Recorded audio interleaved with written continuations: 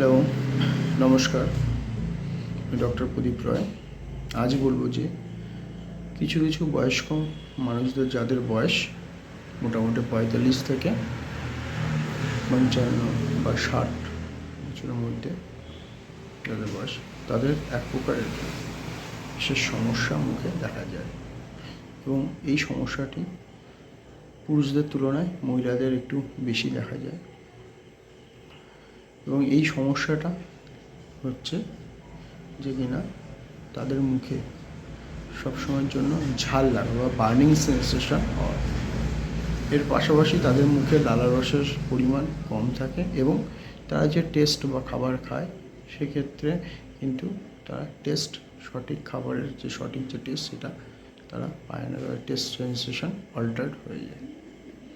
এর ফলে তারা মুখে সবসময়ের জন্য তিতো অনুভব করে বা মেটালিক টেস্ট অনুভব করে।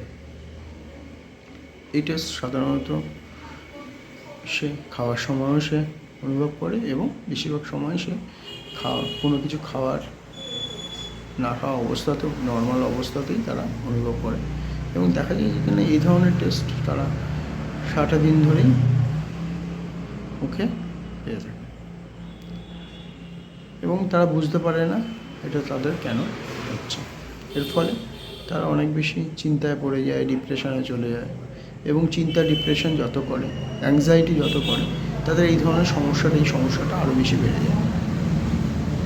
অ্যাকচুয়ালি এই ধরনের মুখে যাদের টেস্ট চেঞ্জ হয়ে যাচ্ছে বা মুখে সবসময় ঝাল লাগছে, কিছু খাচ্ছে সেটাতেও ঝাল খাবার না খেলেও মুখে ঝাল লাগছে, এই ধরনের যদি সমস্যা কারো থেকে থাকে তাহলে বুঝতে হবে তাকে যে তার এইটা একটা সমস্যা, যেটাকে বলা হয় যে কিনা বিএমএস বা বার্নিং মাউথ সিনড্রোম।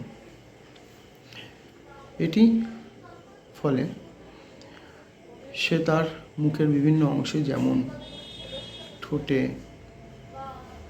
তালুতে, জিভে বা মুখের ভিতরের যে গালে, সে এই ধরনের অল্টার টেস্ট সেন্সেশন ফিল করে, বার্নিং সেন্সেশন বা পেইন ফিল করে।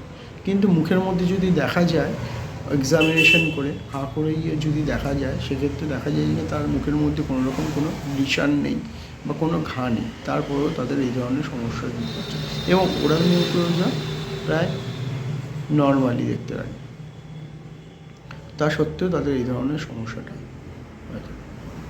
এবার এই সমস্যাটা কিন্তু বিভিন্ন কারণে হতে পারে। প্রথমত এটা বয়স বৃদ্ধির সঙ্গে সঙ্গে হরমোনাল চেঞ্জের কারণে হতে পারে। দ্বিতীয়ত তাদের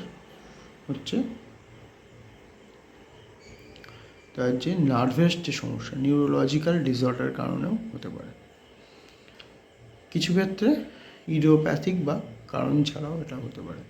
এবার যদি নিউরোলজিক্যাল ডিসঅর্ডারের ক্ষেত্রেও যদি হয়ে থাকে, সেক্ষেত্রে দেখা যায় যেখানে এই সমস্ত পেশেন্টের যে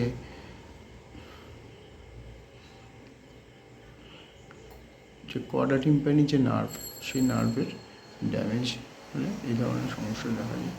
এর পাশাপাশি এটা কিন্তু দেখা যায় যাদের ট্রাইজেমিনাল নার্ভ যে ফেসের যে রয়েছে, সেটারও যে ড্যামেজ হয়, সেক্ষেত্রে এই ধরনের সমস্যা দেখা যায়।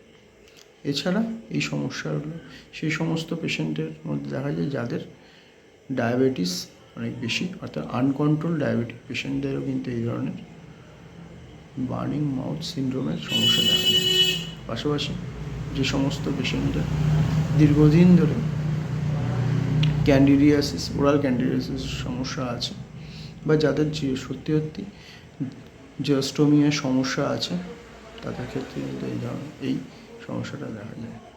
এছাড়া নিউট্রিশনাল সমস্যা, যে সমস্ত পেশেন্টের ভিটামিন B12 অথবা আয়রন ডেফিসিয়েন্সি, অ্যানিমিয়া রয়েছে, তাদের ক্ষেত্রেও কিন্তু এই ধরনের বার্নিং সেন্সেশন জিভে হতে বা মুখে হতে দেখা যায়। আর তাদের বেশি হয় যে সমস্ত পেশেন্টরা দীর্ঘদিন ধরে মানসিক দুশ্চিন্তায় আছে, টেনশনে আছে, সেই সমস্ত পেশেন্টদেরও কিন্তু এই ধরনের সমস্যা দেখা দেয়। তাই যাদের মুখে এই ধরনের সমস্যা 1 সপ্তাহ ধরে বা 1 মাস ধরে বা তারও বেশি সময় ধরে আছে, তারা বুঝতে পারছেন না এটা আদৌ সমস্যা নাকি এমনি হচ্ছে, ঝাল খাবার থেকে হচ্ছে, কী করে হচ্ছে বুঝতে পারছেন, তাদেরকে আমি বলবো যে আপনাদের এটা একটা শারীরিক সমস্যা, মুখের সমস্যা। সুতরাং আপনাদের এই যে বার্নিং মাউথ সিনড্রোম কেন হচ্ছে সেটা সঠিকভাবে জানার জন্য আপনাকে অবশ্যই কোনো ডেন্টাল সার্জনের পরামর্শ নিতে হবে এবং তার পরামর্শ অনুযায়ী আপনাদের ওষুধ খেয়ে যেতে হবে। তাহলে আপনার যে সমস্যাটা সেটা আরও বাড়বে না এবং আপনার সমস্যাটা আন্ডার কন্ট্রোলে থাকবে। ধন্যবাদ সঙ্গে থাকার জন্য।